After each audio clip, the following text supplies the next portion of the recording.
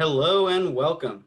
We are so excited that you are here for our third InVEST virtual workshop, Urban InVEST, Modeling Ecosystem Services in Cities, brought to you by the Natural Capital Project, or NatCap, at Stanford University and the University of Minnesota Institute on the Environment.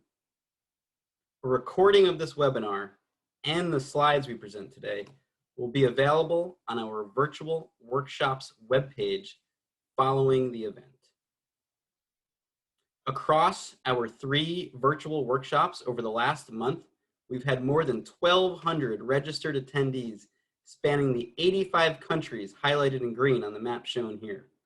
You'll notice that all 7 continents are represented, as we've even had an attendee register from Antarctica. We are thrilled to be able to reach and engage with each and every one of you. I'm Jesse, your host. I am a GIS analyst with NatCap, and I'm grateful to be joined by a talented team of natural capital experts today. Roy and Chris are our stars and lead presenters. Lori, Fattin, and Mary Jane will be managing your comments and questions. Jade, Ann, and Eric will be helping Roy and Chris to answer them, including selecting some to address on air. I'll get to our schedule in a moment, but first, please pay attention to this important request. We ask that you only use the question and answer or Q&A box to submit questions related to NatCap, ecosystem services, InVEST, or other workshop content. Before submitting your question, browse those that others have submitted, and if someone already asked the same one, simply click on the thumbs up icon to bump it up in priority. Please reserve use of the chat box for logistics or to seek technical assistance related to accessing or participating in the webinar, not for questions to Roy and Chris about content. Thank you for your cooperation. We are anticipating that we will not be able to answer all questions submitted today due to time constraints. However, we will compile all unanswered questions and follow up via email with answers from our NatCap experts. Following this introduction, Roy will start with an overview of InVEST's urban models. We will then have a 10-minute break. Chris will begin the second act with a deep dive into the urban cooling model. Jade and Ann will pose your questions to Roy and Chris during each of their respective sessions. We are not there yet, but please stick around to take the post-event survey. Your feedback is extremely valuable and will help us to improve future workshops by customizing them to your needs. It will launch in your browser after you leave the Zoom webinar. We thank you in advance. Now we have our first poll question presented by Lori. Greetings, everyone. This is Lori. Our first poll question, which I'm launching now, is which of our prior InVEST virtual workshops have you attended? Intro, freshwater, both, or neither? I'll give everybody a few minutes to answer. Looks like we have a great participation so far. And I'm going to wrap it up now that we have 76% in 5, 4, 3, 2, 1. And I'm sharing the results.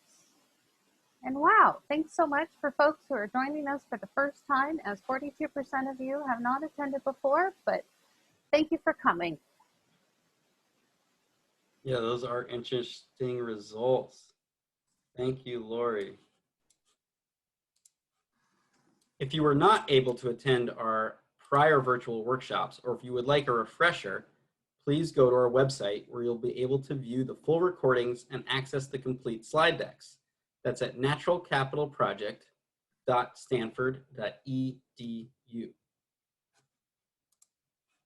To remind you of our approach, the Natural Capital Project pioneers science, technology, and partnerships that enable people and nature to thrive. Our ultimate objective is to improve the well-being of all people and nature by motivating greater and more targeted natural capital investments. Through cutting-edge ecosystem services science, we map, measure, and value nature's benefits to people.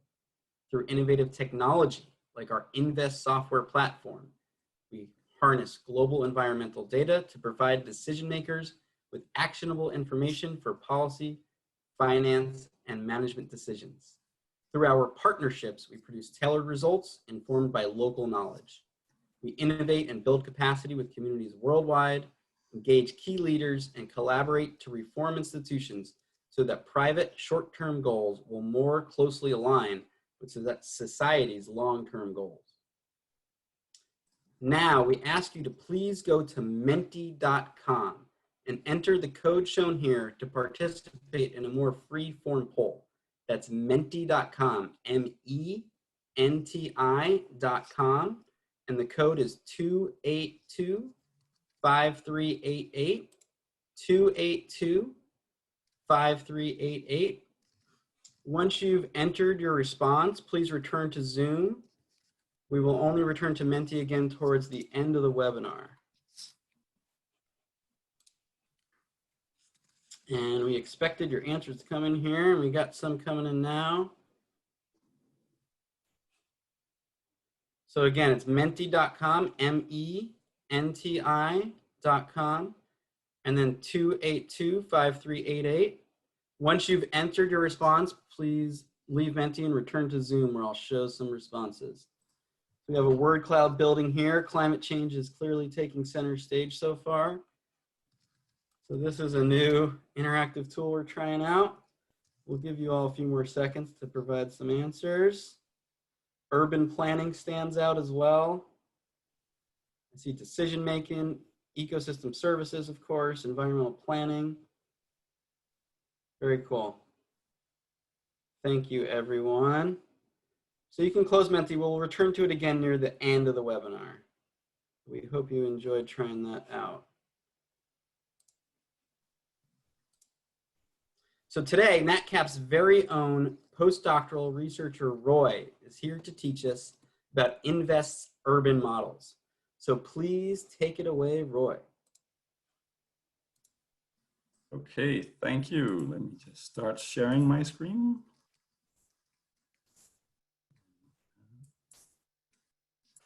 Hold up. Okay, thanks everyone for attending. Great to see that urban planning and climate change came up as two of the key keywords that you just typed in, because a lot of the session today will be about urban planning and climate change to some degree as well. So today we'll talk about the urban InVEST models. I will explain a bit to you what the work we're doing and the models we're developing, which will be followed with a deep dive by Chris on one of our models, the urban cooling model. So just a really quick recap. I'm just going to show this for 10 seconds. This is NatCap. It's a partnership of 7 institutions. I always lose count. Our mission statement has been told already, and where our central theme is developing software, and particular InVEST, which I'll talk more about now. And specifically the InVEST models we use for our urban work in the NatCap Livable Cities program. The NatCap Livable Cities program, it aims to mainstream and value ecosystem services and biodiversity in city planning, conservation, and development to improve outcomes for both people and the planet. And we address several key questions. When does nature provide services? Who benefits from these services, and what does this mean for decision and practice? And an extra question, which is not on here, but which is key to a lot of our work, is where, because we address this in a spatial way usually. So just to give you a little bit of a taste of what NatCap Livable Cities program does, it started about 3 years ago, more or less. We focus on 3 pillars. Science, so trying to develop new science on urban ecosystem services, biodiversity, health, and environmental justice. Technology, through the development of the InVEST models and additional urban tools, and partnerships with other organizations such as our NGO partners, TNC, the Nature Conservancy, WWF, but also other institutes such as NTU, Singapore, SRC, the World Bank, and cities networks, including ICLEI and C40. So this is one of the key pieces of science that sort of ramped up our cities program, which came out last year. A very nice paper on the socio-ecological and technological factors that moderate the value of urban nature. So addressing socio-ecological factors, technological factors, and how we can use these in cities. This paper itself is nice, but what's also nice is that there is a bunch of supplementary information behind this paper. So it's a huge review on the different urban ecosystem services. So it's a very valuable piece of information if you're interested in specific urban ecosystem services or multiple. Please also dive into the supplementary information. The kind of context we address, they range from global to local, addressing global policy, for example, on biodiversity protection in cities, national policies, green infrastructure planning within cities, and decision-making for single green spaces. So I'll show you a little bit of the work we're doing around these different scales, starting off with the smallest scales, the local to city scale, and providing you with an example from our University of Minnesota team on Minneapolis and St. Paul, also known as the Twin Cities in the US. So this is a little bit of an overview of a project they're doing, which aims at assessing the impact or the ecosystem services of golf courses in cities, and specifically in this case for the Twin Cities.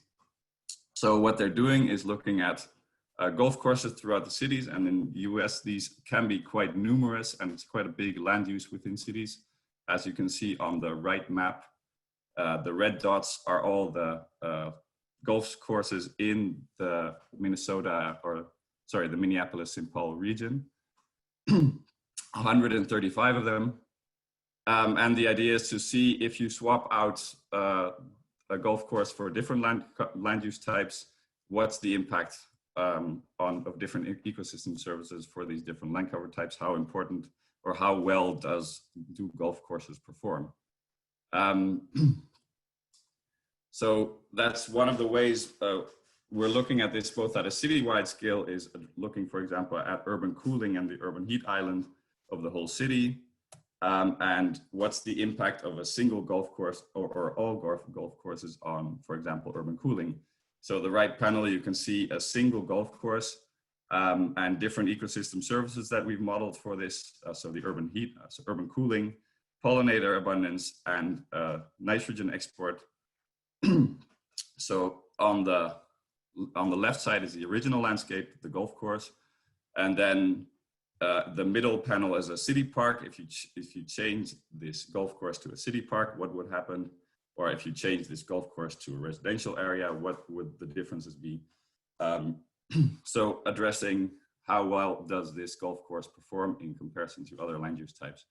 And they've done this for a single golf course as well as for all the golf courses together, which gives you this overview looking into how well does a specific type of land use change perform in comparison to golf courses. So if you look at the top panel, this looks at temperature.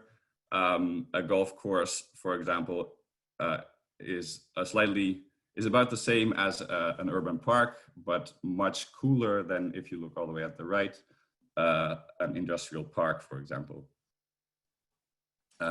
So this gives you a bit of an idea of how well different land cover types perform within this specific city. We've also done analyses at metropolitan scale, for example, in Paris, with the InVEST project, which looks at did an institutional analysis, so understanding all the policies that were available in Paris are being made that relate to ecosystem services, doing an analysis of climate change and looking at what are the impacts of these urban plans when you couple this to climate change scenarios, and then also analyzing the inequalities within population groups, looking at these climate change scenarios into the future and these master plans. So what the base that was used was the regional master plan.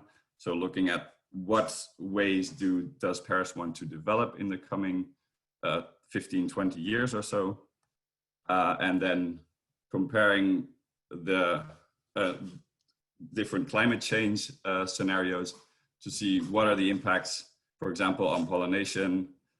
This is an example for pollination, and looking at different scenarios. When you use the reference scenario or the general plan, which is this master plan, you can see that in this case, the changes are not all that large, or the differences between these two scenarios are not all that large. But this is a way, and this has been done for the pollination service, but for about 8 other services as well. Then we also do multi-city analyses, for example, in China and in the US. In China, our Chinese partners at the Chinese Academy of Sciences are looking at multiple cities to develop GEP for cities, which is the gross ecosystem product.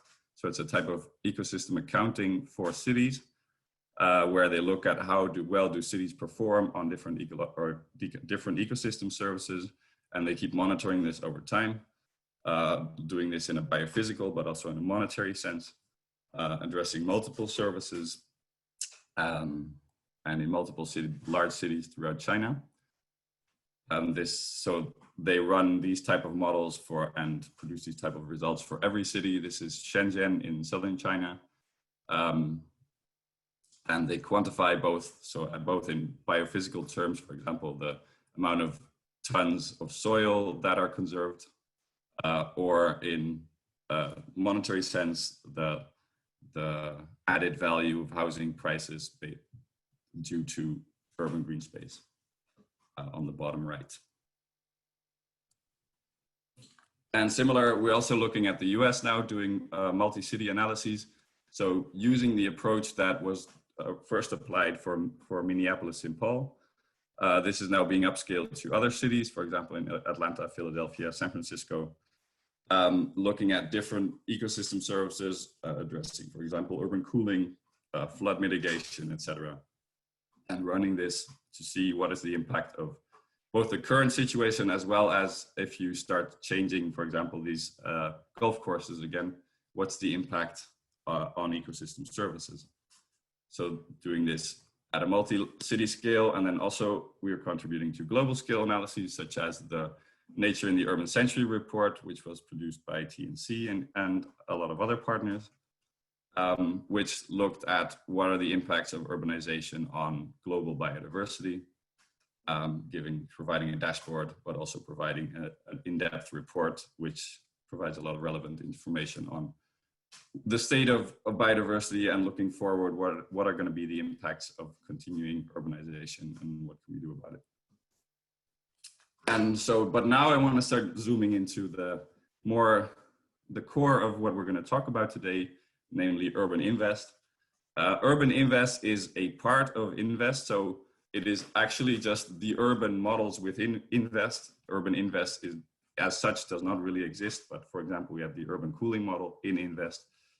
And we're trying to increase the number of urban models in the InVEST suite.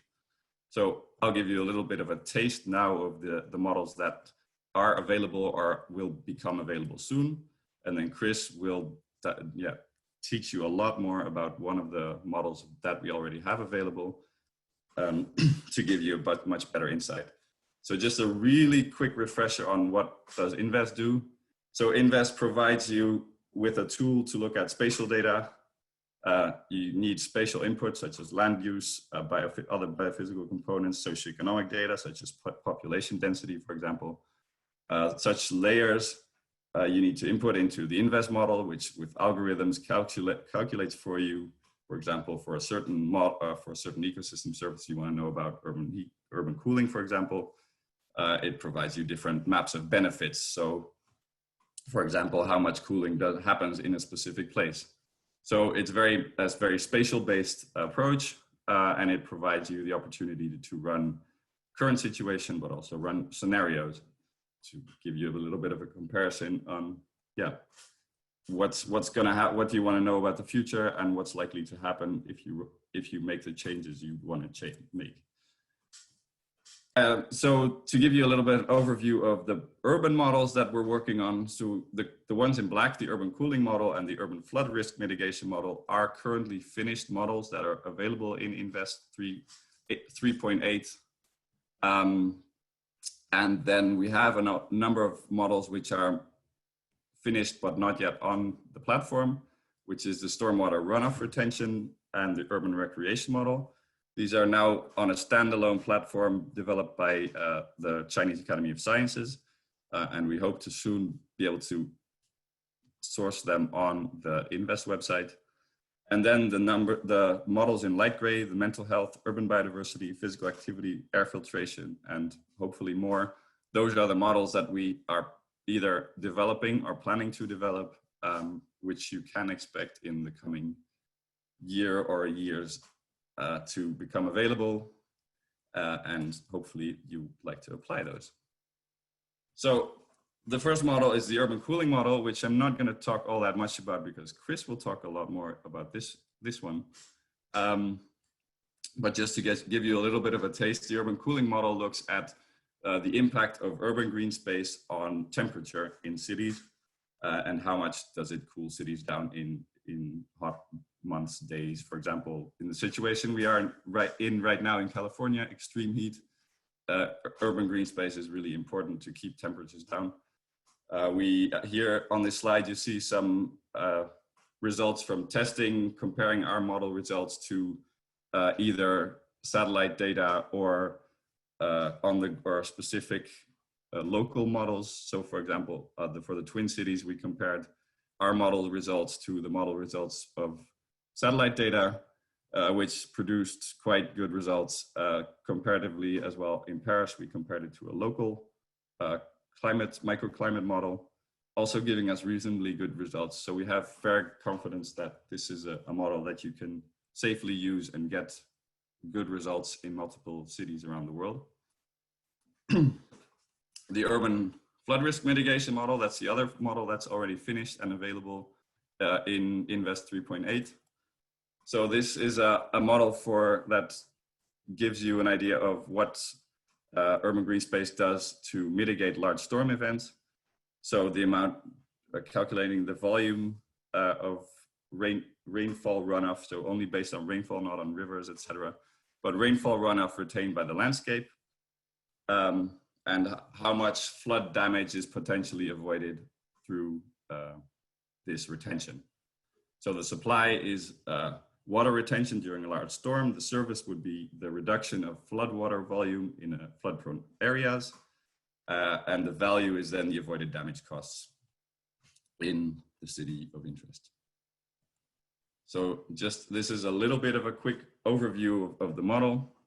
So it looks at the amount of the volume of a storm event, so the amount of rainfall falling on a certain pixel, and then looks at, based on the land use and the soil properties, how much of this water can be retained and how much flows off, giving you a runoff retention volume and an index of how much you're likely to keep in this pixel, how much water you're retaining and how much will flow off and potentially cause floods. And basically, the more permeable soils with green vegetation are much more likely to retain water than impervious surfaces. And this then we can model for flood-prone areas, for example, to get a bit of a better idea about the potential damage that would be avoided. So the types of model inputs that are needed are a given storm depth, your hydrological soil group. So these are 4 types of soil groups, a curve number for land use, land cover, subwatersheds. So these are your areas of interest within your city, your biophysical table in which you assign different curve numbers to, for example, your land cover type, and your soil hydrological group to land cover types. Flood-prone areas, these are optional for valuation as well as buildings to calculate damage costs. And the types of outputs that it gives are, for example, the runoff retention map, which is on the left, which is the peak flow retention, how much water is retain in a certain pixel, where the darker colors are better because they retain more water, where the light colors retain less and will more likely cause floods in this area. And then another was the shapefile, which gives you information at a subwatershed level, for example, on the runoff retention index, the runoff retention in square or cubic meters, and the damage or the potential damage costs related to these to flooding. This is a really brief overview of this model. If you want more information, please also go to our user's guide online, and it is available for use, so please try it out yourself. And if you have any questions, always feel free to contact us through the forum, for example, the community page. There's a lot of experts there that can help you out if you get stuck. A model which is nearly available is the urban stormwater retention. This is slightly different from the previous model in the sense that this looks at long-term average stormwater retention, so not at a single storm, but at longer timescales. And it looks at the pollutants in the water which are being retained as well. So in terms of value, this leads to, there's a couple of options there. I'm not entirely sure what the status of the valuation step is at the moment. I'm sorry. So this model is a pixel-based application, as most of ours are, but there's no routing in the model. And the pollutant and runoff exports are function of the retention and the pollutant concentration. And the retention coefficient is the function of a soil type and land cover. And pollutant concentration is also linked to land cover. So this is an overview of the information that you need to run this model. You'll need a land cover data set, which also tells you how impervious surfaces are. You can optionally add street center lines to as a surrogate for storm sewers, so where the stormwater runoff can go. You need information on soil types, so your soil hydrological groups, which is similar to the urban flood mitigation model. And you need a biophysical table which links your land cover type and your soil hydrological group, as well as the retention coefficients and your different pollutant concentrations, as well as a map of our information on annual precipitation. And the outputs then include a runoff volume on annual basis, the runoff nutrient export, and potential groundwater recharge. Just to give you a little bit of a taste, this is for this is what the input on the left is, and what the output is then is the volume retention. So the annual runoff that's retained, the annual rainfall that's retained, as well as the retention of different pollutants, for example, phosphorus or nitrogen, where retention is infiltration plus evaporation. And these are then two output maps that have been run for Dallas, Texas, where on the left you see the volume retention ratio. So it's a ratio of, so comparing the retention to the total rainfall. And on the right is the total phosphorus retention ratio. So these maps are pretty comparable, but one relates to the water, one relates to the pollutants. And another model which we have available on this standalone platform is the recreational access model, which looks at the supply and demand of urban green space to people in cities. So it's an approach, it's sort of a balanced approach looking at, do people have enough green space, or is there a green space deficit for people, both at the individual level as well as at the collective level. And what this model is based on is the two-step floating catchment area method for the supply of urban green space. So it looks at how much green space is around people's homes, as well as how many homes are around the specific area of green space, to give you a weighted idea of how much green space is available per person in a given area with a given search radius.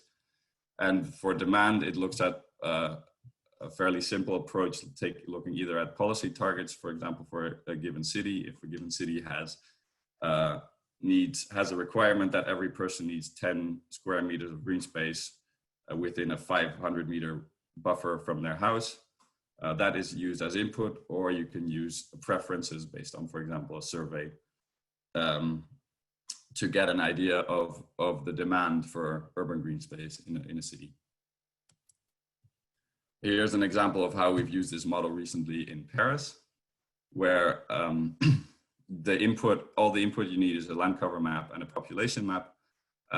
This then calculates for you the supply and demand balance, for example, for all people, adults, on the left side, or the central, the left side of the results panel. So and the right is for people, or for elderly people.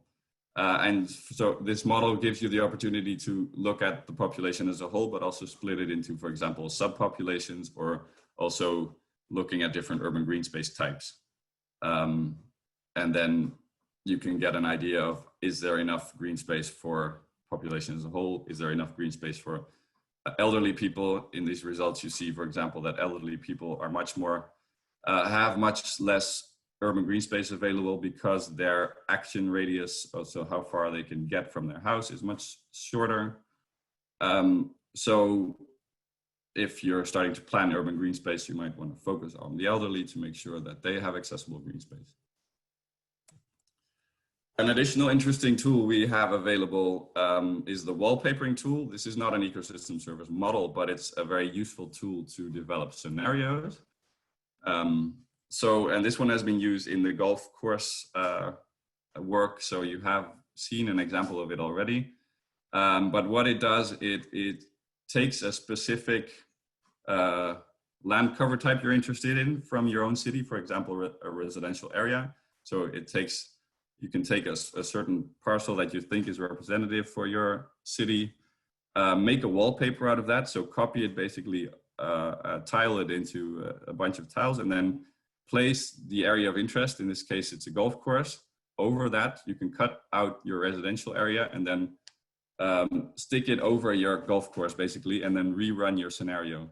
So it's a quick way to rerun your scenarios without having to have a specific spatial plan, which is often very useful, just to get an idea of what are the effects of a certain land cover type on my overall ecosystem services if I swap it out with another one. So this, for example, in the golf work, about, 14 different land cover types have been used with this approach and rerun. So basically the models could be rerun quickly because of this wallpapering approach.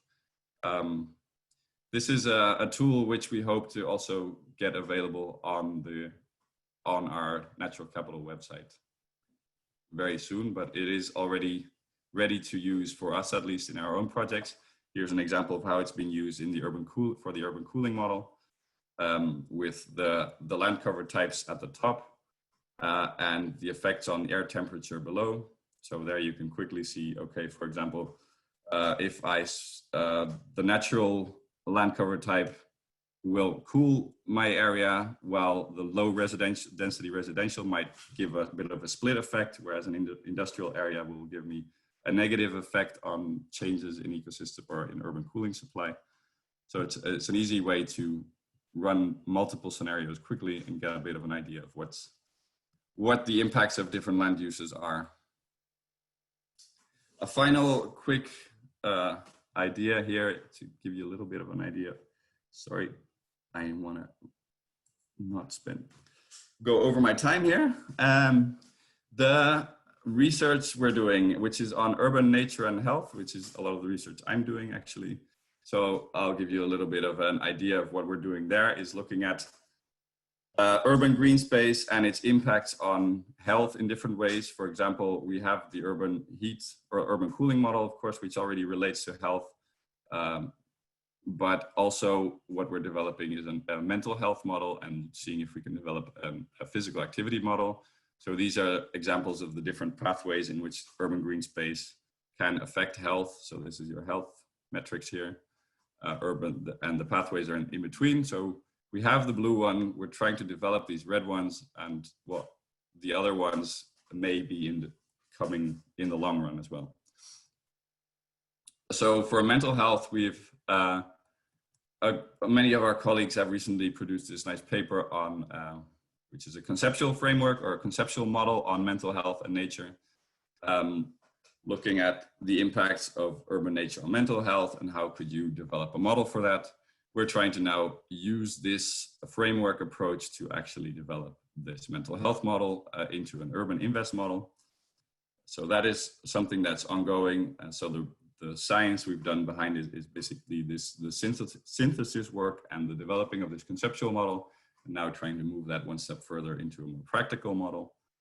Along similar lines, we're now working on the impacts of nature and physical activity. So what's the impacts of nature on physical activity in cities, with the idea that greener cities will encourage people to be more active and therefore also producing better health outcomes. Which again, we've done with an international working group with the large literature review and synthesis and a production of a conceptual model, as well as addressing research and modeling frontiers that are needed to take this one step further and actually make a practical model out of this. So that's a little bit of an insight into the work we're doing as a cities team. And now I want to open the floor for questions. Great, thank you so much, Roy. Let's take questions, and please remember to put your questions for Roy in the Q&A box, not in the chat. Great. Thanks, Roy. So we'll start with the first question from an anonymous attendee who is asking, how can we compare models within a single city versus or between cities? How can you? So the person was asking, through InVEST, it seems standard to just look at one specific place or track potential scenarios and how that affect or impact ecosystem services. Would it be possible to compare policies within cities to each other, or would it be incomparable? He's trying to understand the limitation of quantifying ecosystem services. So I think here you really have to look at which cities you're trying to compare. Of course, if you're trying to compare, well, cities have to be comparable at some sort of level, I think. Basically, well, let's say this differently. Each model, the more different the cities, the more likely it is that you will have to reparameterize your model for a different city. If you have cities that are sort of comparable, you could try using similar parameterization for different cities and then see what happens. But I would say that if you want to compare Nairobi with New York, I would say that's, yeah, you're going to need to parameterize your models differently. It doesn't mean, I mean, the model works for either city. The parameters you put in will be different. So that's a little bit of I think the main, challenge there. It's more work, but it doesn't mean it'll still provide you information on how these cities are impacted, or how the structure of these cities or the design of these cities impact your ecosystem service supply in the same way, because the models work the same for every city. I don't know if that helps answer the question. Thank you. We have another question from Caesar asking, could you talk about calibration of each model and uncertainty grades? Yeah, so for the urban cooling model, I think Chris will probably talk about this a bit more. But there generally we do try to, of course, test these models, and that's why we're often using them ourselves in case studies and developing them in case studies before we provide them to the public. We want to know, we make sure that they work. At the same time, we also often really enjoy having users help us out and point out where these models don't work, what's wrong, or what we should work on, provide other examples of other models, for example, what they do better, and see if we can incorporate that. So for example, for the urban cooling model, we've done, well, actually, someone from Lausanne in Switzerland has, a PhD student, has worked with our model, and while working with our model, for example, also programmed a calibration tool, which we then also have started using in our own work. So in that case, there is a calibration tool available even to help you run some of this stuff and do some of the calibration for this model.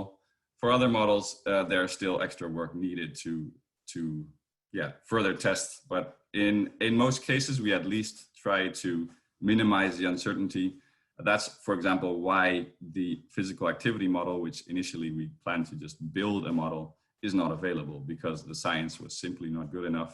We could not produce a model that we thought was sound enough at this moment. So we're continuing our work on that, and then we'll move from there. And we really enjoy it if users also help us in defining and letting us understand about the uncertainty in our own models as well. Thank you, Roy. And so we have another question by Katie, who is asking, what does the negative meter square per capita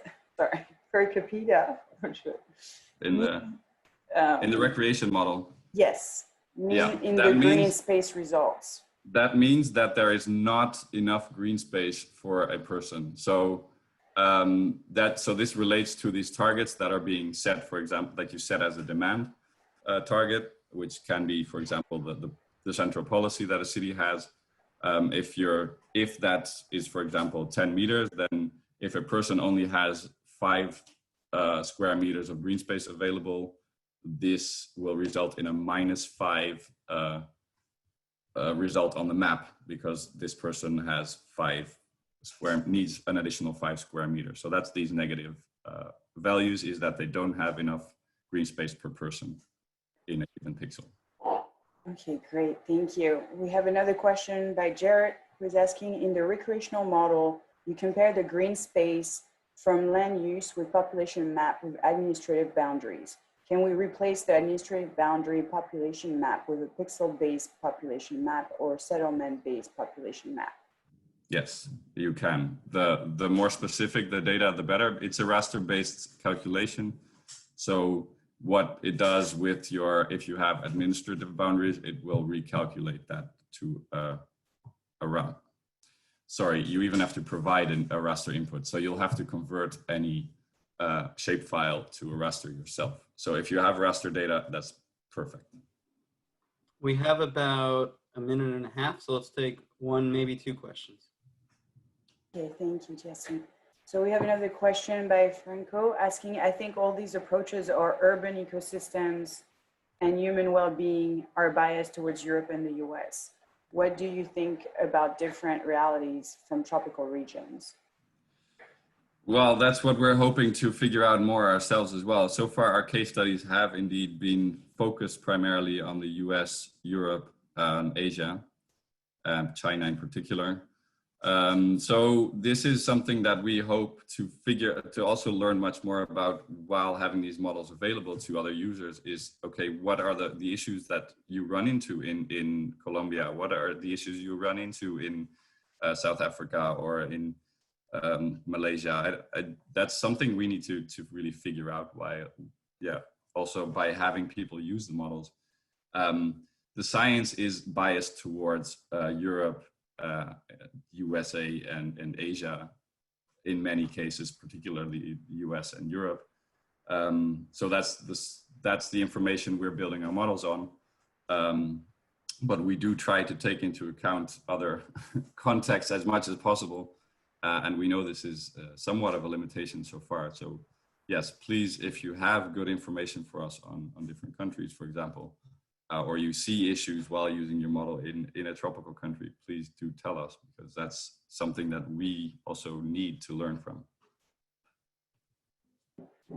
Thank you. And we have one last question, which is how can the urban pooling be used as a tool of reviewing master plans in terms of livability? Well, so with the Paris case was an example for that, where that was more or less a review of this master plan.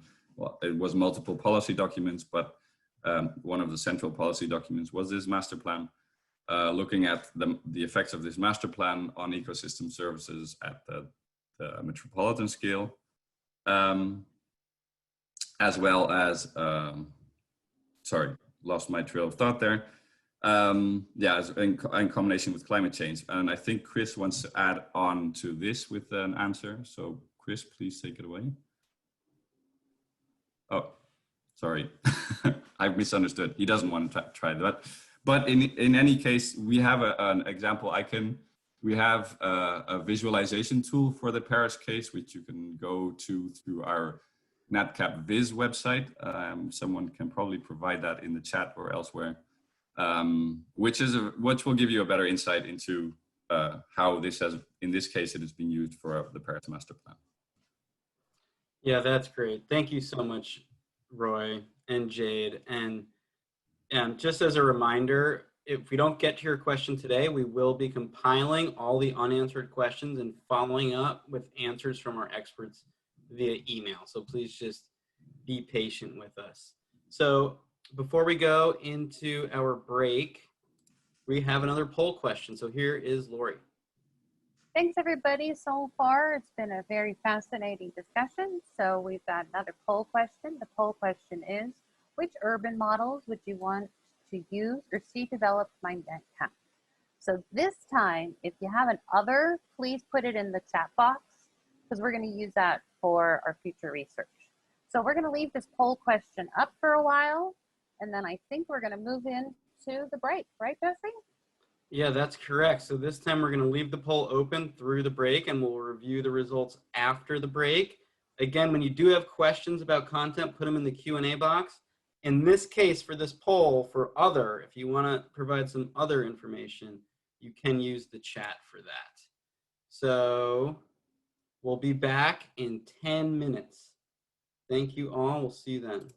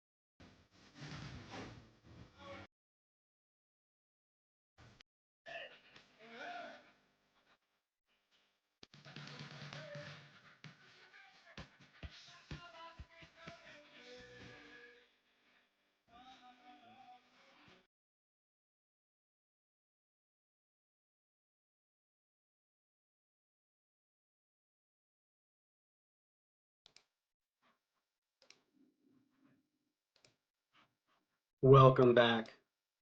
A recording of this webinar and the slides we present today will be available on our virtual workshops webpage following the event. And here is Lori again with the results of our poll. Thanks so much, everybody, for joining us. We have 88% of you that took the time to answer the poll. So thank you so much for that. I'm going to be sharing the results right now. It looks like it's 60% of you would like to see biodiversity as another offering in the NatCap toolkit. And we also have urban cooling for 50% and urban water models for 54%. And we've got Chris coming up right next to talk more about urban cooling. Chris, take it away. Yeah, thank you, Lori.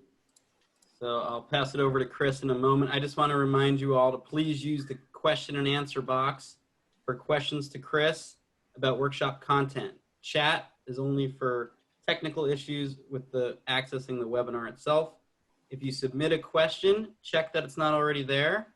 If you see it in the queue from another attendee, simply give it a thumbs up rather than resubmitting it, and we will compile all the unanswered questions and follow up via email with answers from our experts later on. So Chris is a NatCap researcher. He's based at the University of Minnesota Institute on the Environment.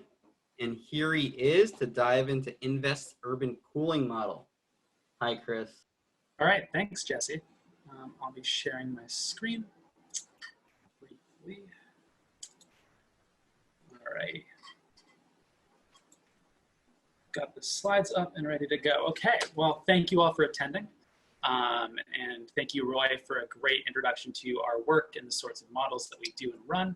I'm going to be taking the next half an hour or so to dive deeply into one specific model as both an explanation of that model and also a kind of a case study to show how we design models and the ways in which you could use a single model to work in your city of choice. So for that, let's dive in, the urban cooling model. When you work with InVEST, you're often shown this dashboard of a model, but behind this dashboard, there are motivating questions for why we do the science that we do. In the case of urban cooling, we're asking questions about air temperature in cities. Can we model the air temperature of cities? Can we look at the urban heat island impact based on known biophysical parameter values and relationships between the landscape and air and buildings, the built environment and natural green space in cities? And these motivating questions build on themselves to build towards better scenarios of change. Can we look at a city and envision a future in which that city has a more equitable urban heat island impact? Can we see cooling in certain sectors of that city? So we ask these motivating questions to build these biophysical models so that they can be of most use to people and to nature. For urban cooling, we're interested, of course, in urban heat island. And we will dive into this entire dashboard looking at all of these different data points and variables as we go through this presentation. So to begin at a very NatCap approach, we start with the idea of a supply of an ecosystem service, some sort of natural capital that is provided to the citizens of a city.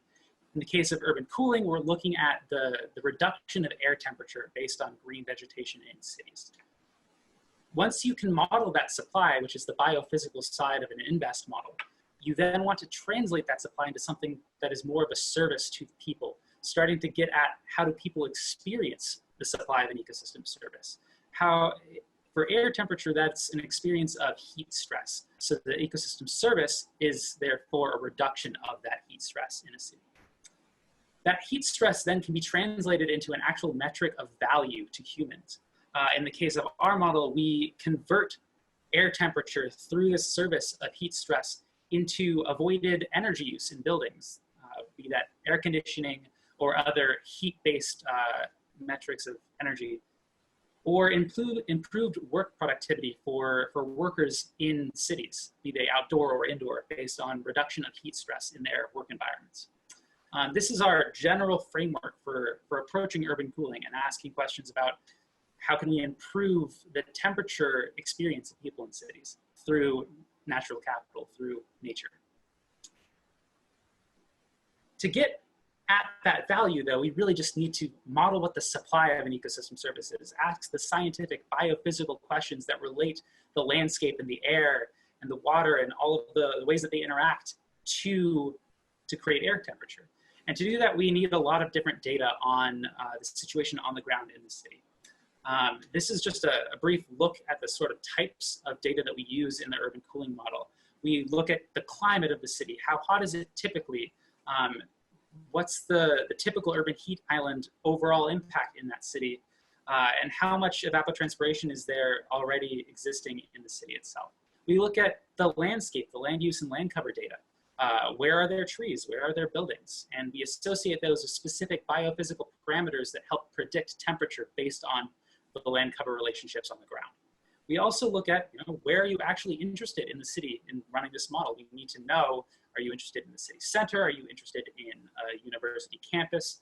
In the hinterland? You need to provide this data to the model.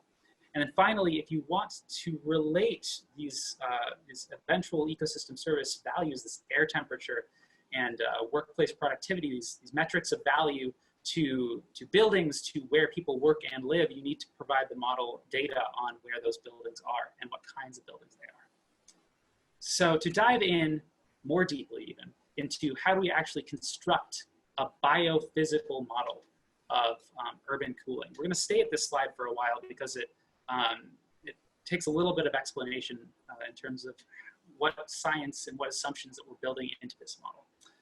We're asking mainly for two geospatial data layers to help predict temperature. Those are evapotranspiration and land use visualized here. The evapotranspiration helps to predict the ambient humidity in the air from vegetation, the amount of water vapor that can help cool the landscape based on the existing vegetation across the landscape. And that gives you kind of a baseline value with which to work from for evapotranspiration. And that's for the entire study area of your choice. You need to provide that data. There are great global data sources for that that are well documented in the InVEST user's guide for this model. You also need to provide a land use map, which is a constant for pretty much every single InVEST model that you may have worked with in the past. And land use data is really where we get into the meat of the questions that an InVEST model like the urban cooling model can ask. Because with the land use map, you can change land use and ask questions about development at different areas in the city. What happens if you pave over a golf course for a residential housing development? Or what happens if you add more parks to a cityscape? That land use data provides the backbone of the science that links the landscape to urban heat island and the temperature regulation that nature can provide. To dive a little bit into that, you need to provide a biophysical parameter table that will help link this land use map to temperature through our mathematical equations. For each land use type, you have to provide certain values so that the model can calculate air temperature. Those values are albedo, the crop evapotranspiration coefficients, shade and green area, and building intensity listed here. To give you a brief overview of what these are and the ways that you could find them for land uses, I'll talk a little bit through that. Albedo is just the reflectance value of a landscape. You can think of it as pavement. The roads in cities absorb a lot of solar radiation because they aren't very reflective. They're black, they're tar, versus water can often be highly reflective because of the reflectance values of still lakes and waters. So you need to provide basically an assessment of how does each land use reflect solar radiation, preventing any additional heat from reaching the air, from reaching the urban center. So for each land use value, you need to provide that reflectance metric vis-a-vis albedo. For the crop evapotranspiration coefficient, this is grounded in FAO literature and it's used in several different InVEST models if you are familiar with it. And you can find these values for a fairly large number of different crop types and natural land covers and urban land covers as well. And they basically build off of this evapotranspiration map that you've provided the model to begin with.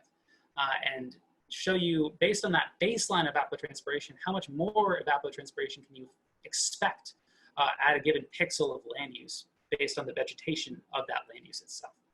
And that helps to promote more cooling if there's more evapotranspiration occurring. The next parameter is shade, and this is where it starts to get a little bit more abstract in the science. Shade is basically the question of how much tree canopy is there. Is there a lot of shading vegetation that can help prevent the ground and the air right alongside the ground from increasing in temperature, from receiving excess solar radiation? The more shade, the cooler the land use will be. And so you provide that parameter value as a proportion of 0 to 1 for how much shade is experienced at each land cover value.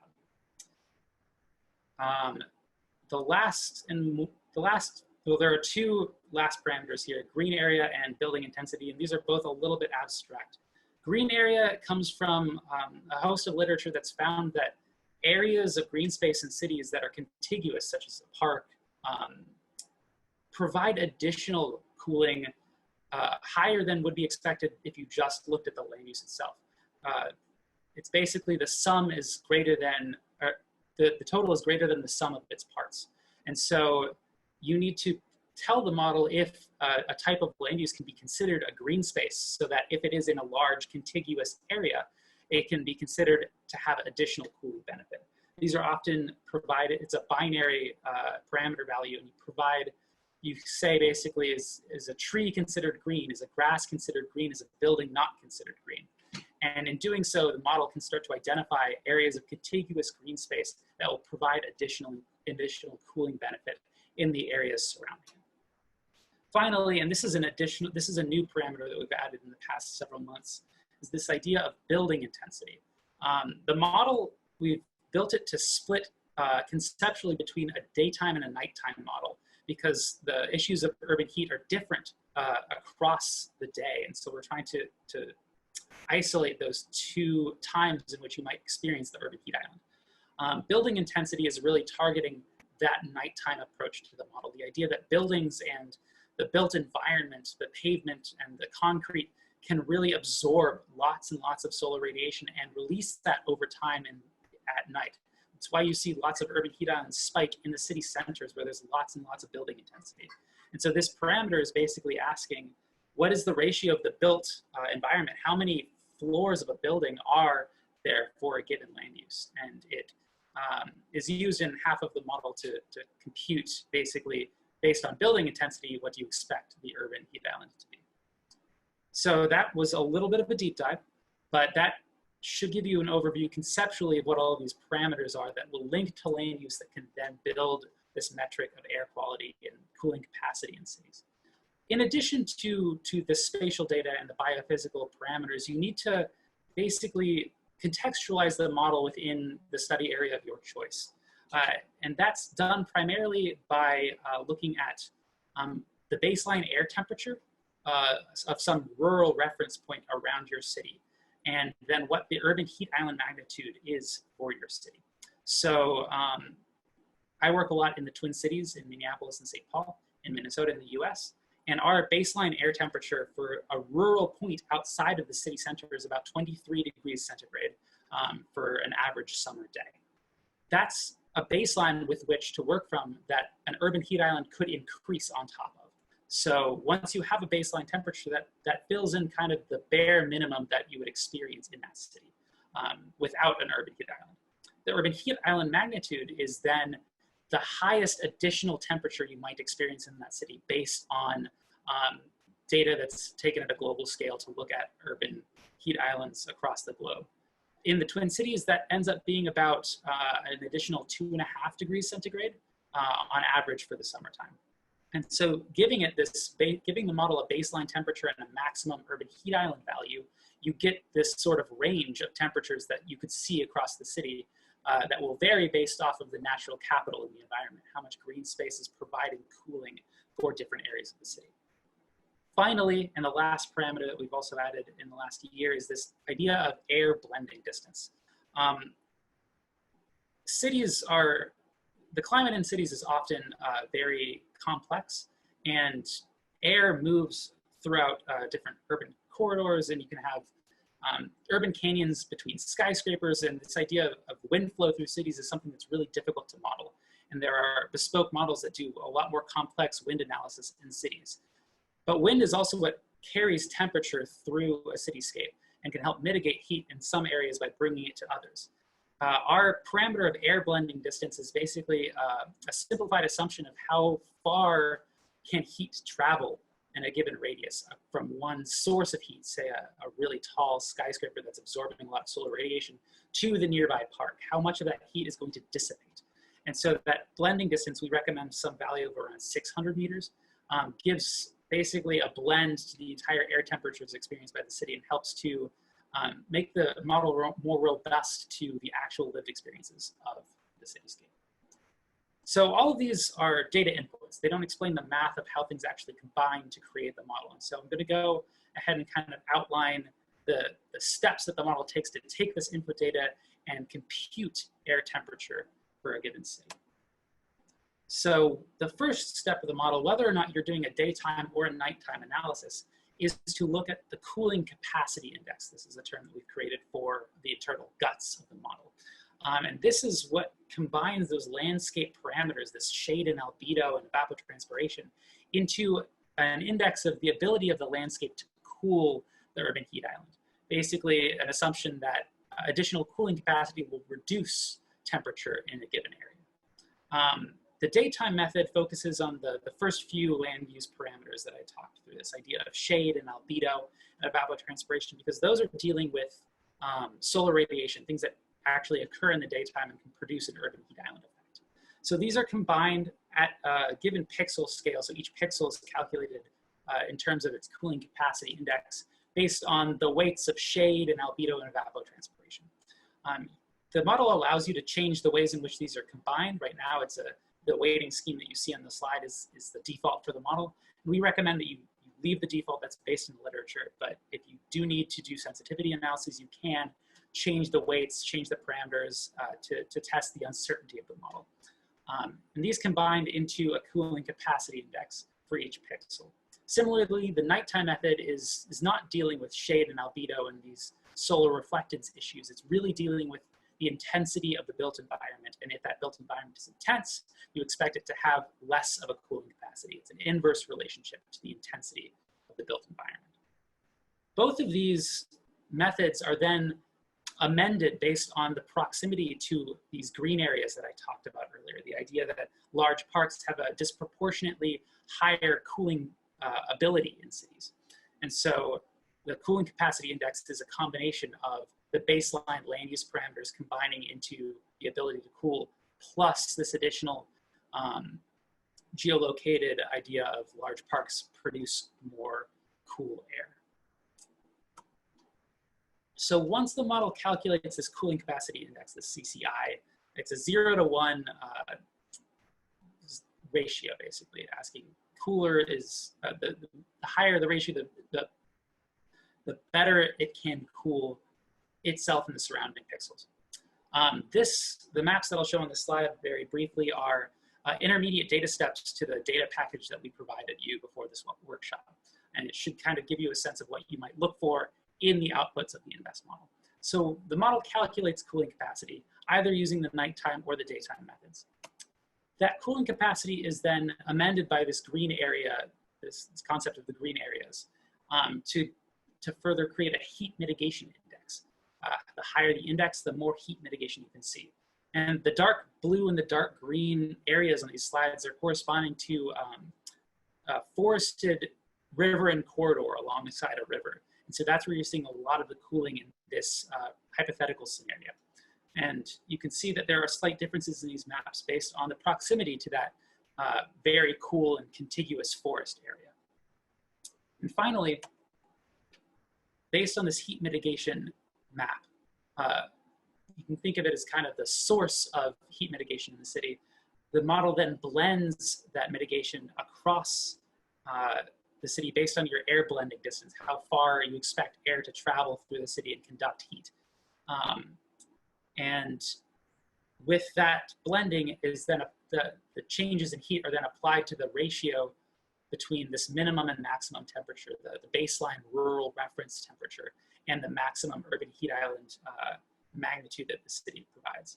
And this is how the model calculates from the landscape to air temperature using landscape variables and known relationships between the spatial layout of natural capital in cities and air temperature. So this is all said to basically bring us to the level of supply. We have some supply of air temperature in the city now that we've modeled, and we have a map of air temperature, and that's great. But that is not in itself an ecosystem service. So the model then takes the next step of calculating from the supply metrics of value. So we take air temperature, this modeled map, and we can convert that into metrics of workplace productivity that might be lost and the energy cost associated with different types of buildings in the study area. We do both of these through slightly different methods. There's a global method based off of the World Health Organization's metrics that uses a term called wet bulb global temperature, which is basically the experience of temperature and humidity at any given spot in the city. So the higher the humidity, the higher the experienced temperature is for some worker alongside a road or in an office space or what have you. We use international standards to relate temperature and wet bulb global temperature into losses of workplace productivity based on different kinds of work. And we'll go through a little bit of a diagram of that in a slide or two. We also measure energy cost to buildings. So we look at how much additional energy is used by any type of building, and the users can provide as complex building typologies they want. They can use just residential versus commercial, or you can list specific types of office buildings as long as you have parameters to deal with those. And you look at basically relative to the maximum potential urban heat island that this building could experience, how much of that has been mitigated by the surrounding natural capital? What's the actual temperature? And that difference in temperature is then multiplied by the expected energy consumption loss of that building. So to dive just briefly deeper into these methods, for workplace productivity, this is a graph relating different kinds and levels of work to loss, basically wet bulb global temperature to loss of work based on the intensity of work. So you can see that along the x-axis here we have the experienced temperature, this wet bulb global temperature index, and along the y-axis we have the amount of work capacity, how much work can you feasibly do in an environment that is this hot. And the different lines represent different intensities of work. The higher the intensity, the lower that temperature threshold is before you start to get reductions in your workplace productivity. So you can think of this as sort of outdoor construction labor versus office labor, and the differences that heat and humidity might do to impact the workplace productivity of those things. This is based on World Health Organization data and grounded in the literature, and it's built into the model. Energy cost similarly is looking at what's the temperature and what's the temperature that it could have experienced at a building scale. And based on that building's energy consumption patterns, we would expect that to be an associated savings in a monetary value based on how much energy that building should expend in a hotter environment.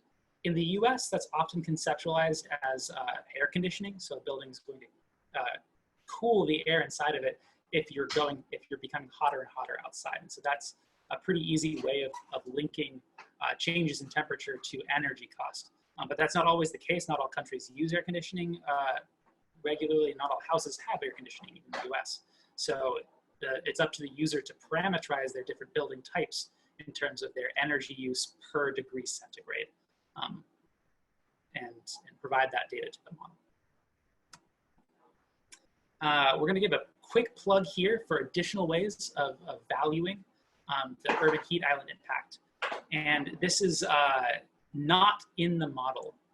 We want to be pretty explicit about this because this is very contextual in how it's calculated. So mortality and morbidity, oh, excuse me, there's a typo on the slide. It's not morality, although that could come into play for this sort of analysis. Mortality and morbidity are highly related to temperature in cities, and heat waves often come with higher death tolls for the populace in certain cities. And so that's often something that we are asked about with our urban cooling model. The problem is that those risks of mortality and morbidity are often linked to other socioeconomic factors and are, because they are based on people, it's harder to model. And so we allow this as a it's kind of a post hoc analysis that the users can do, but it is not built into the model. But we have conceptual frameworks from which to work through how increases in temperature might impact increases in mortality rate. There are different parameters relating temperature and mortality for different age groups and different countries even. And the World Health Organization also reports a lot of this. But the basic concept of this relationship between temperature and health is visualized here on the right. Here we have on the y-axis mortality, and on the x-axis some temperature gradient. And this is conceptual, so there aren't any actual numbers there, but there exists theoretically an optimum temperature in the city, some optimum temperature at which people thrive in terms of a health perspective. Above that temperature, we start to see increasing risks of mortality. And so for a given city, this optimal temperature might change, the rates of mortality might change as well, but the conceptualization is that for any increase in temperature in an area of a city, you have a subsequent increase in mortality risk. That risk might be linear, that relationship might be linear, it might be non-linear, and for that reason, it's recommended that users do this as a post hoc analysis in their own context, and it's not built into the model specifically. But the model provides these maps of air temperatures that can be analyzed in such a way. I'm going to take a brief step back now from the guts of the model and the ways in which we conceptualize value, and just talk about one really good data source for the urban heat island model. There's a link on this slide, and basically this is an analysis of urban areas across the globe that it's looked at the current situation at in each city in terms of its urban heat island for the summertime and wintertime annual metrics. And this data then aggregates to each city to give you summary statistics that we basically directly plug into our model. The idea of there's an annual average daytime urban heat island magnitude. You can see listed on the right for, I don't know which area was clicked on for this model, but you get basically the unknown data of how intense is the urban heat island generally in a given city from this data source. And it's really useful for parameterizing your model to get you up and running anywhere in the globe. And so we use this for most of our model runs as baseline data. And finally, we'll walk you through a little bit of the modeling outputs. Now that we've talked through conceptually how the model works, what data you need to provide it, the relationships between that data and the conception of temperature, and how that air temperature is then valued. All of those steps are documented and reported in the model as spatial outputs. InVEST in the Natural Capital Project strives to be highly transparent in its methods and in its models. And so we might even over-provide spatial layers depending on your feelings. But basically the model will output rasters and shapefiles for your area of interest that report the cooling capacity, the heat mitigation, what the overall air temperature is, and also if you provide it data layers of the built environment where buildings are and what types of buildings those are, you can start to get shapefiles of the expected energy loss or energy, the loss due to energy in those buildings, the loss of workplace production in those buildings.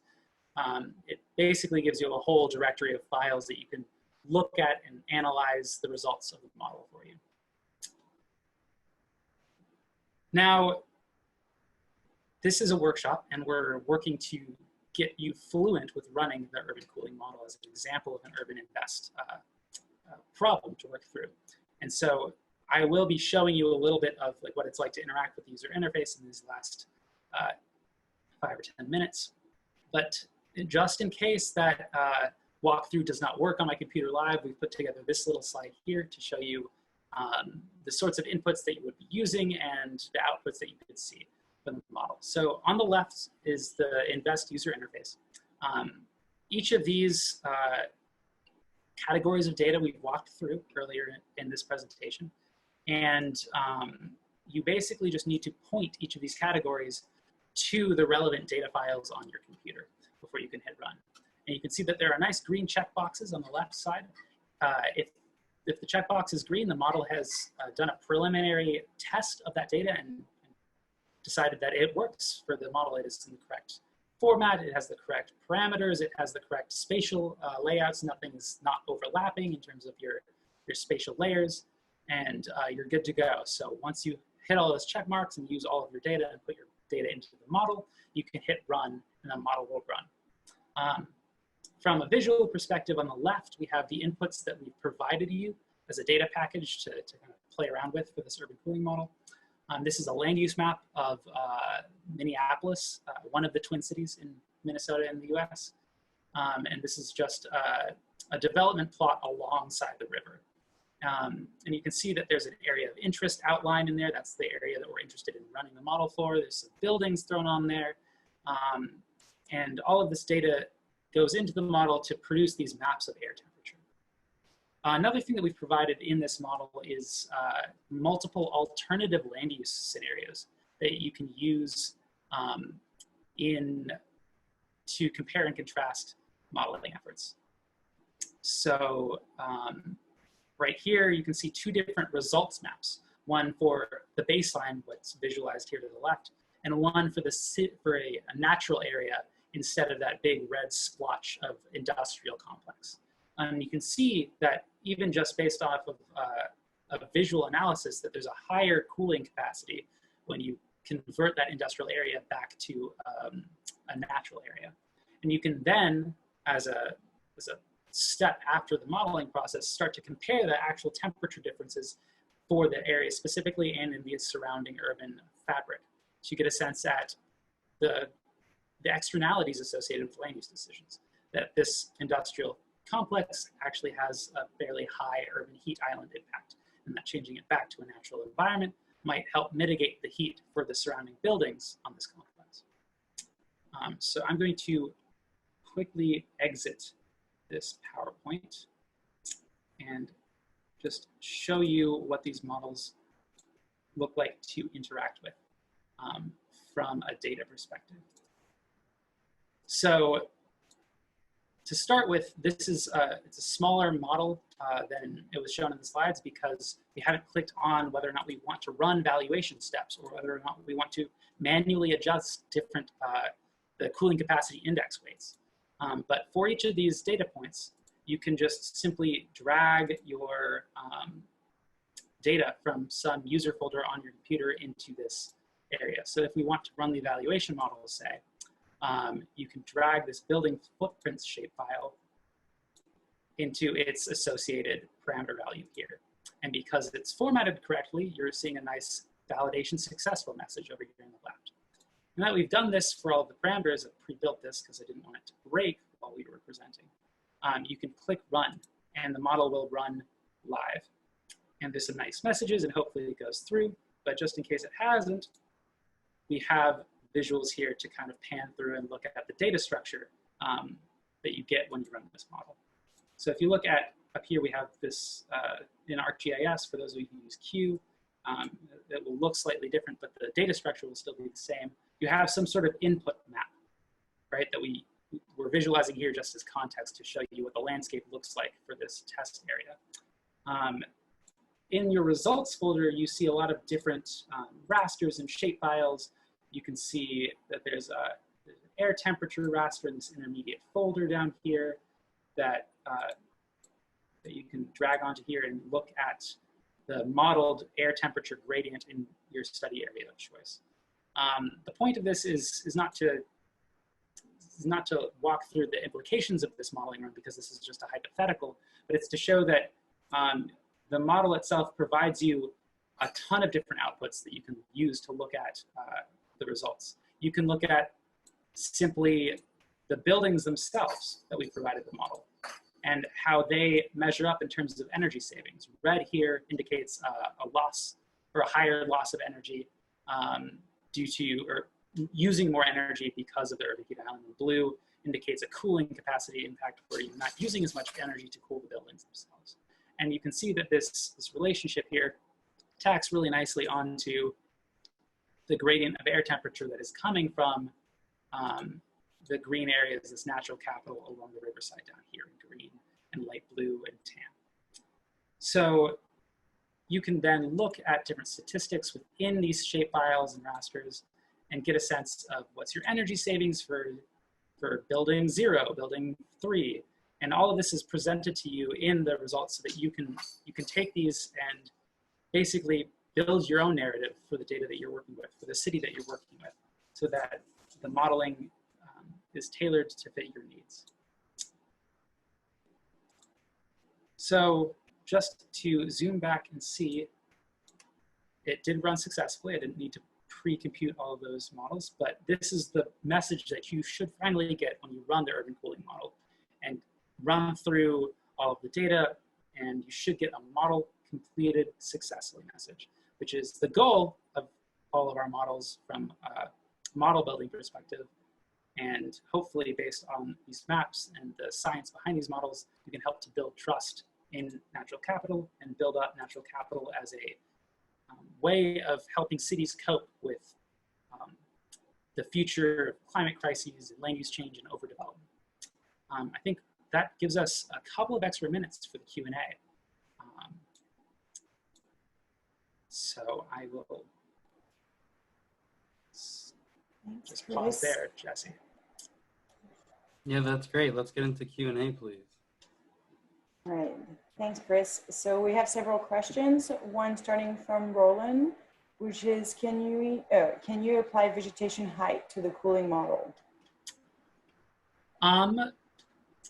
Yes and no. Vegetation height is somewhat captured in the model in terms of this idea of a shade parameter.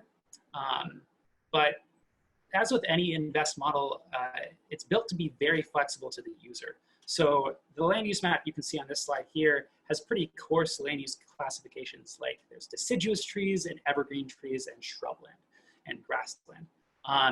If you had data on vegetation height, you could then add additional land use classifications where you have tall trees and short trees and other ways of complicating the land use map so that then you could parameterize the model to fit each of those land use types and then rerun the model. Presuming you know the ecological relationships between vegetation height and cooling capacity through those parameters that the model provides you, you could then tailor the model to fit those needs. You couldn't necessarily just dump an NDVI map in the model and get it to run on that, but it should be flexible to a little bit of manual work on the data end. Oh, great answer, thank you.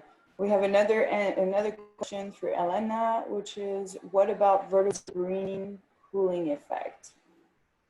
Sorry, you broke up there for a second, Jade. What about the vertical greening cooling effect? Vertical greening cooling effect? So I'm assuming it's greening walls? Yeah, so this model, it takes the three-dimensionality of the environment into account really only in the ways that you parameterize the building intensity and this shade parameter. And again, you could always complicate your land use map more and more manually and account for that. At the moment, there isn't like a green walls along architectural facades parameter in the model, but if that was a known element of a building design or an area of the city that you were interested in, you could basically, again, similar to the vegetation height, reparameterize those specific areas as having vertical green cooling effects, and then reduce, you could say, reduce the building intensity as a proxy for increased cooling in that case.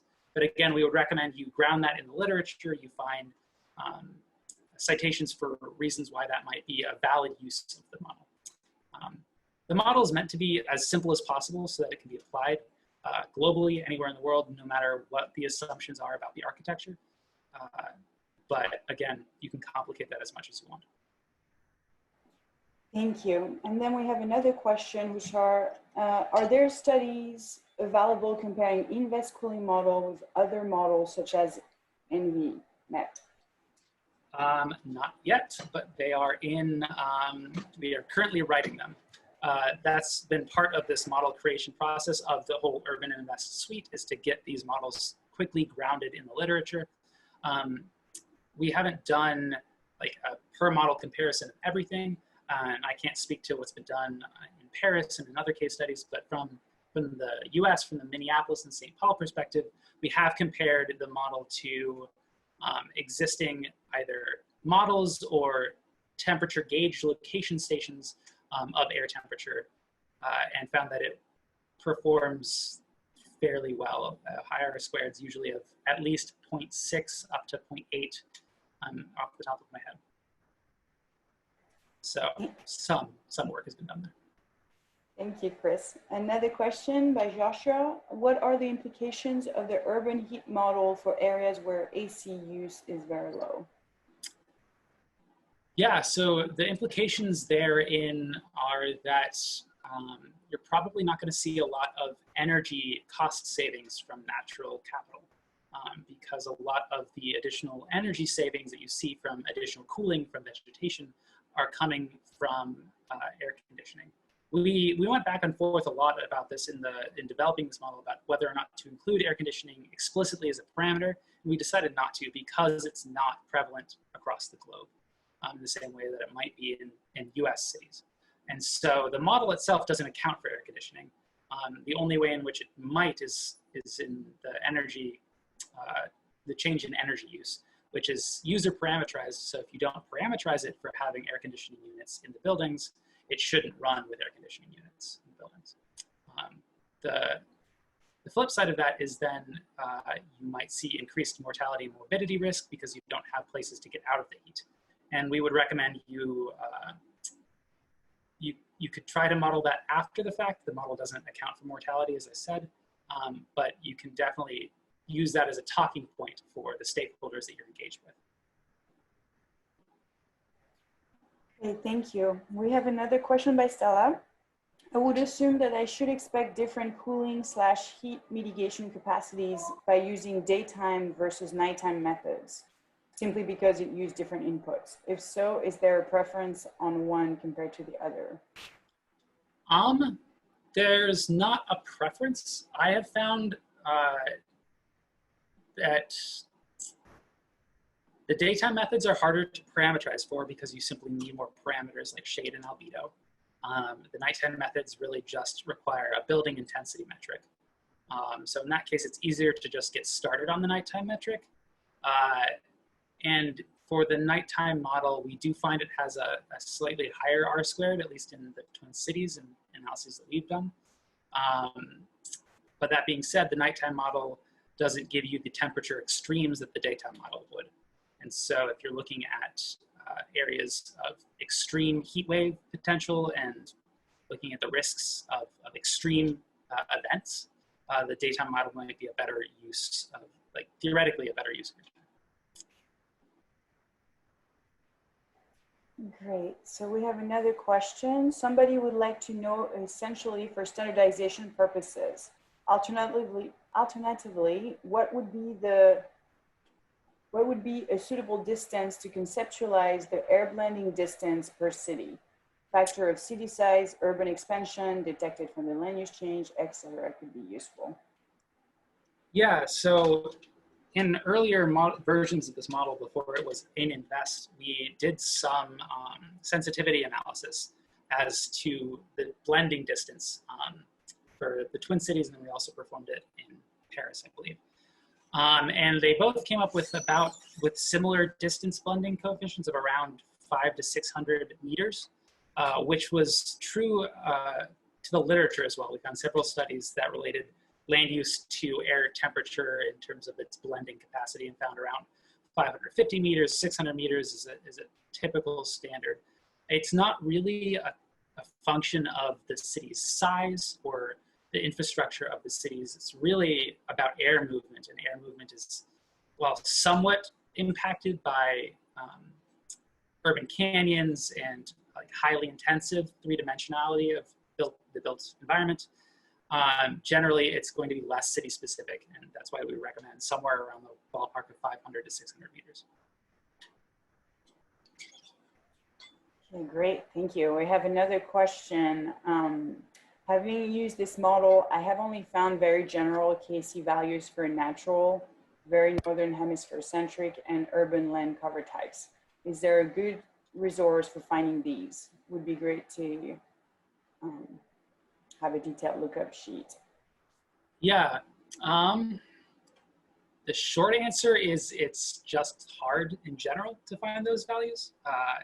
However, I don't think that this is linked in the urban cooling models user guide, but there are other models in InVEST that use the crop evapotranspiration coefficient that have detailed lookup tables for parameter values and have even a calculator to calculate the expected KC of different vegetation types in your area based on previous studies. And I know that I've used that calculator to come up with values for more natural and for more built environments for my case studies because of that same issue that it's often been difficult to come up with.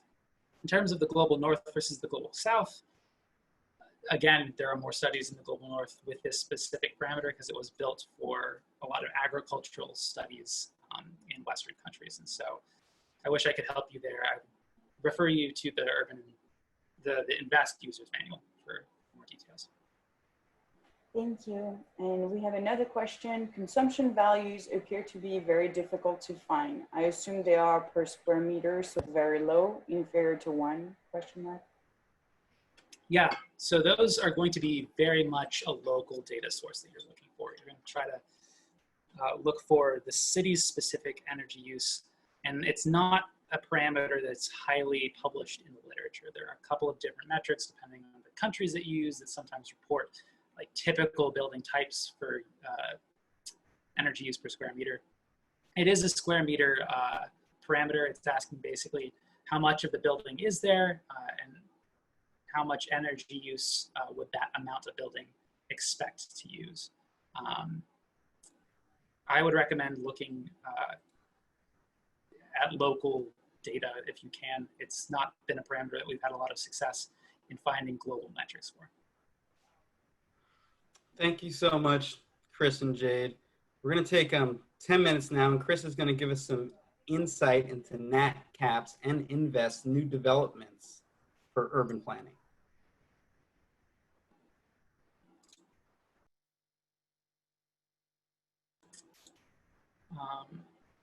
Hold on, I have to get my slides up.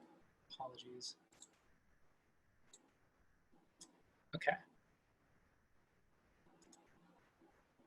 All right, so now that I've walked you through the modeling process and you have at least somewhat of an idea of how we try to model air temperature in cities, we're going to zoom out a little bit and look at the ways in which the Natural Capital Project is seeking to use these and leverage these in cities across the world.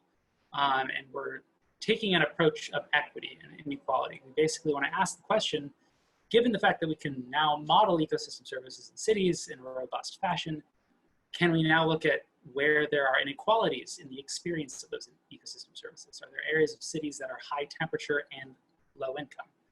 And if so, are there ways of identifying those and highlighting those as areas of concern? So to take another step back, we needed to define this idea of equity for Urban InVEST. And what I'm going to be presenting to you today is very much a preliminary methodology. This is work that is fresh off the stove. It's ongoing and very much open to questions and tweaks and ideas from the user base. But the idea is that we needed to define equity for urban areas. And we took the approach of taking two types of equity in terms of distributional and procedural. Basically, the breakdown is spatial for distributional. Where are resources distributed? Who's receiving resources of one type or another of natural capital, and who isn't? Who's harmed by their environment? Very much, where are things happening in cities? And then procedural equity, which is a little bit more abstract in terms of who actually is deciding this distribution of resources. Is there some sort of agency or power structure that is helping to entrench or to rectify inequalities in cities? who's at the table to these decisions and who is the decision maker and why are they the decision maker. So for what I'm going to be presenting here, we're going to be mainly diving into distributional equity because we only have about 7 more minutes. We could have a whole another webinar on this. But know that procedural equity is a secondary part to the work that we're presenting and is being keenly taken into account. So to just walk you through the conceptualization of our distributional equity metric, we call it the disparities metric. And it's basically asking the question, who and where is harmed or benefited from their environment in cities? And it's basically asking, is there a relationship between some socioeconomic metric, be that poverty or racial demographics or educational attainment? Is there a relationship between that socioeconomic metric and an ecosystem service, some natural capital or risk from the environment? We're going to use the urban heat island and poverty as examples in this, but know that those could be changed to be any ecosystem service and any socioeconomic metric. These relationships, we basically built a metric based on covariance, spatial covariance, and because we wanted it to be spatially decomposable as a way of looking at where are things varying from the mean, where is there inequalities in urban heat and in poverty. To just visualize those, we've thrown up some conceptual plots here, but know that these plots will actually be on maps, so they won't actually be graphs. The idea is there a positive relationship between poverty and urban heat in that the more impoverished an area is, the higher its urban heat island is, or is there a negative relationship? Is heat experienced primarily by the non-impoverished? And both, is this a trend for the city, and where do these trends exist within the city at smaller scale? So it's simply a covariance metric at this point, covariating these two metrics against each other. To get to that, of course, we need to run an urban cooling model to get a metric of urban heat. And so this is just showing you the land cover map for the Twin Cities, in this case, it's just Minneapolis in Minnesota. And then the subsequent urban cooling model results for air temperature, where the expected air temperature is high or low.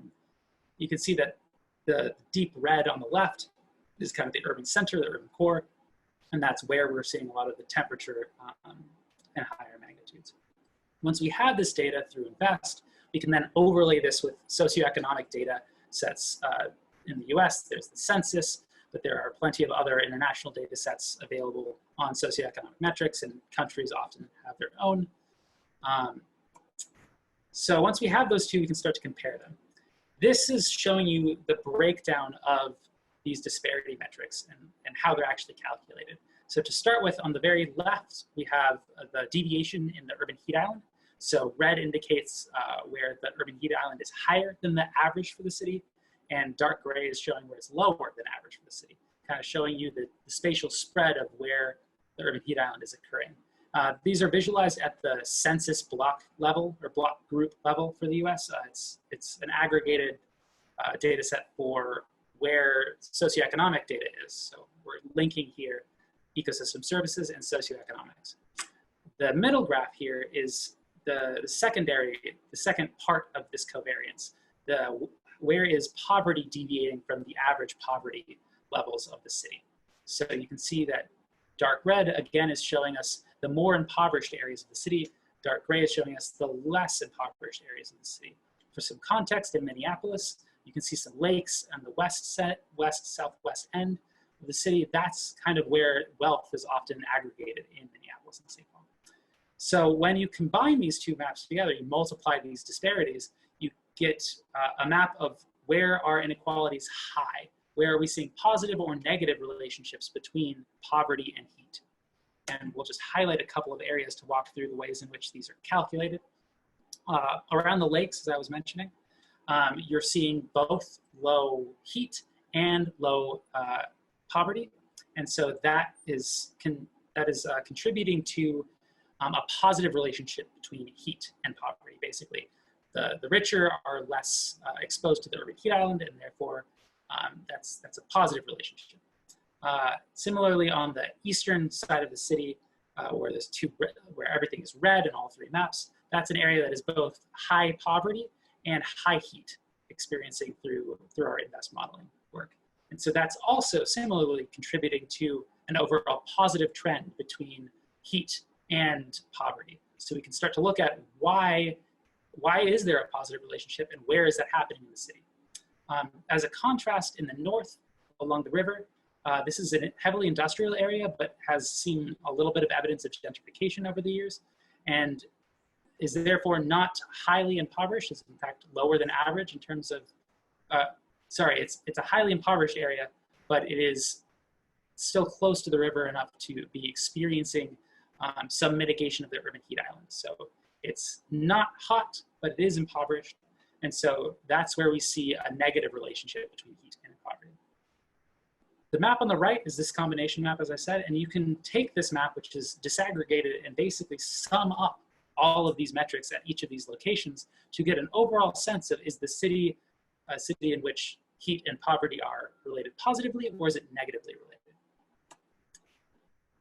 Once you have this under your belt, you can then start in a classic natural capital method to look at land use change scenarios and how might development in the city further impact this disparity, this inequality, this inequity between heat and poverty. So on the left, we have the current maps that I was showing earlier, and on the right, we have an artificial scenario in which we create a giant park along the river that's in the north of the city. You can see that in terms of its cooling capacity, we're reducing the heat island a lot by creating a park along the river. And that we're also doing this in an area that's somewhat impoverished. And by reducing heat in an impoverished area, we're reducing this disparities metric. We're basically reducing this overall trend of a positive relationship between poverty and heat because we are mitigating heat for those who are impoverished.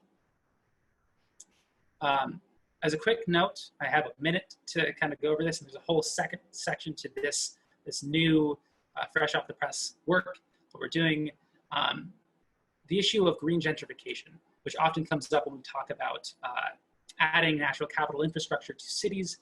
Is there risk to gentrifying neighborhoods to the low-income people that might be benefited by this hypothetical park? And so we've built a preliminary model building off of methods from UC Berkeley and others that helps to identify the gentrification risks of areas of the city based on known socioeconomic data, whether or not rents are increasing, whether or not the percentage of impoverished people is increasing or decreasing over time. And using that additional, we call it a flagging tool to flag areas of at risk or currently gentrifying, you can then contrast that against whatever scenario you're proposing, this park along the river, and it would give you additional information to say, hey, look, this green infrastructure project, while really good for mitigating heat for the impoverished, might also risk additional gentrification. And so it basically helps decision makers to contextualize their decisions across a suite of socioeconomic and ecological environments. So that's hot off the press, fun new stuff. So thank you for watching, and I hope you enjoyed this workshop.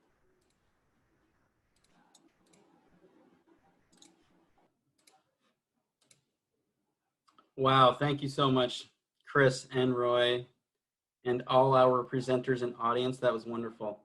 We ask our audience to please stick around to take our post-event survey, which will launch in your browser after you leave the webinar.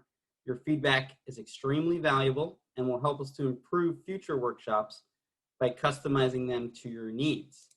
But before we go there, now please go back to menti.com and enter the code shown here to participate in another free form poll. That's Menti, MENTI.com, and the code is 282-5388. It's shown on the top of the screen here, 282-5388. Where do you see your work intersecting with urban InVEST? So more answers are coming in now. We had some answers that some jumped ahead and submitted earlier. Our first question, climate change and urban planning, came up in the word cloud as the biggest. And here we're seeing urban heat island again. Research is taking center stage. I see conservation planning, equity and biodiversity, ecosystem services,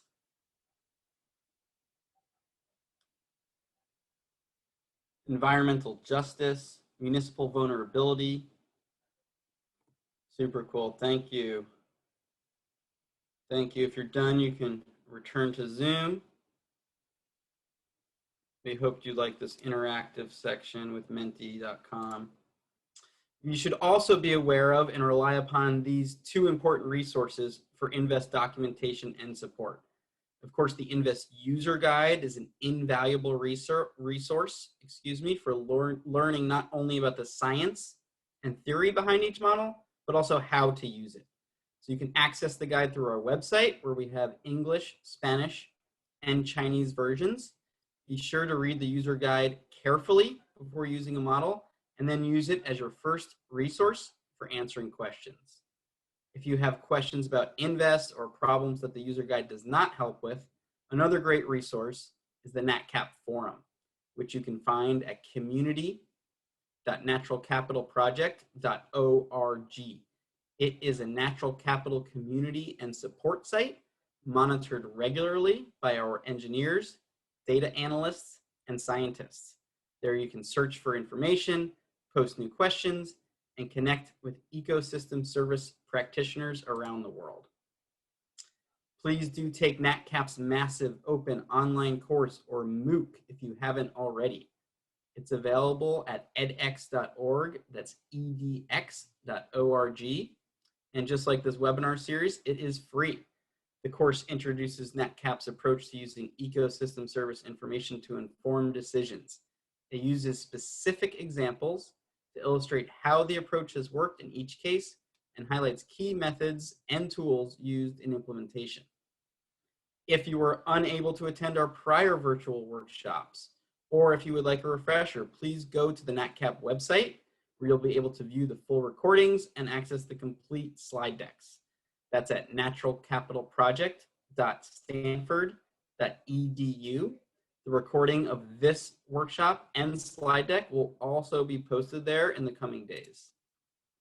On our site, you'll also be able to sign up for our newsletter, find our publications, explore where we work, and continue to learn about how the Natural Capital Project's approach is used in diverse applications around the world. Please visit NatCap's data visualization gallery at viz.naturalcapitalproject.stanford.edu. That's viz.naturalcapitalproject.stanford.edu. There you can navigate through examples of interactive viewers and dashboards and find resources to facilitate synthesizing, visualizing, and communicating data. Please follow us on social media. Our Twitter handle is @NatCapProject, and please feel free to email us anytime at investsummer2020@gmail.com. We truly value your feedback, so please submit the post-event survey, which will launch after you leave the webinar. Thank you for attending, and be well.